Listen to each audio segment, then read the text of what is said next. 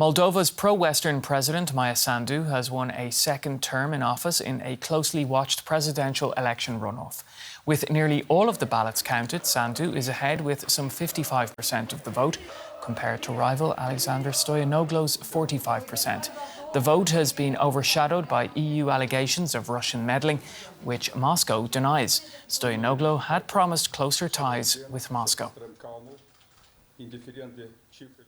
Well, Moldova's president, Maia Sandu, called the result a victory over outside meddling. Moldova has been under an attack that's unprecedented in Europe's history. Dirty money, illegal vote buying, the interference in electoral processes by hostile forces from outside the country, and by criminal groups, lying, sowing hatred and fear within our society. Our people have united. Freedom and our citizens have won. Peace and hope for a better life have prevailed. Let's cross live now to the Moldovan capital, Chisinau, where DW correspondent Rosie Burchard is standing by for us. Rosie, great to have you on the show. So you were actually at the headquarters of Maia Sandu's party earlier. Tell us, how much of a relief is this result for her and her supporters?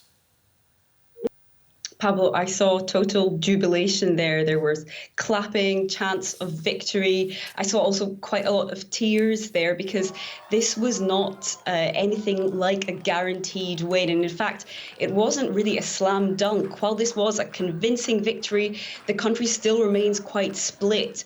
Within Moldova, there really was a split in the votes. What actually really pushed Sandu over the line were all the votes from the diaspora, so those Moldovans that live outside of the country.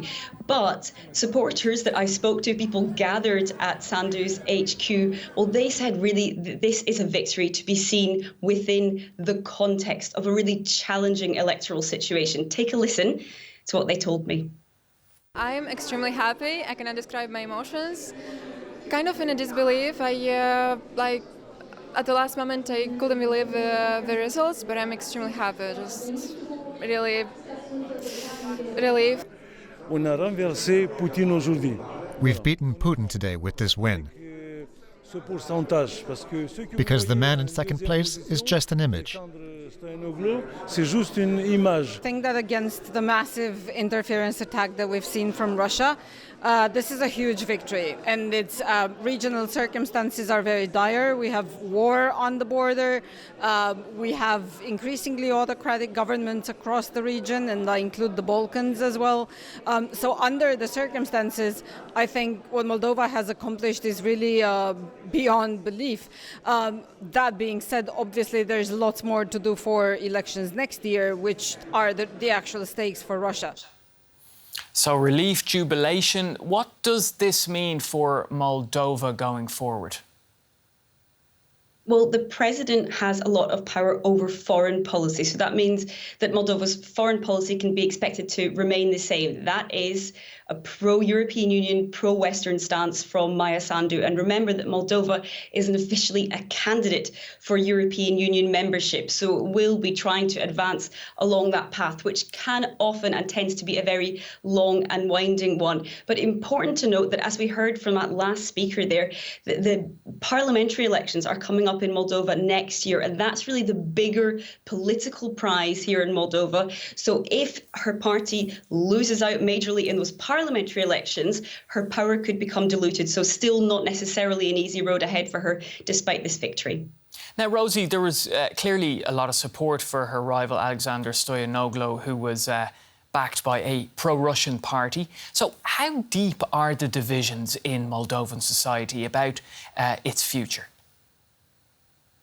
Well, I was earlier today in a very traditionally pro-Russian region of the country. You see a lot more Russian language there, and certainly I heard a lot of people who were angry with Maia Sandu, the now victor here, for various reasons. Some of them have traditionally pro-Russian sentiments, but also there are people that are just angry about the situation in the country. I was at a market, people talking about the cost of living. This is one of the poorest countries in Europe. It's right next to Ukraine, and therefore it's really been feeling the fallout of that war very keenly in terms of inflation rising. Moldova's also welcomed a lot of Ukrainian refugees, and therefore some people really feel that Sandu in her last term didn't do enough to make life better for ordinary Moldovans. So she still has a challenge ahead to convince those people too, and the country definitely does remain divided. Yeah, plenty of challenges, but also relief for her supporters by the sounds of it. Rosie, great to have you on the show. DW correspondent Rosie Burchard from the Moldovan capital, Chisinau.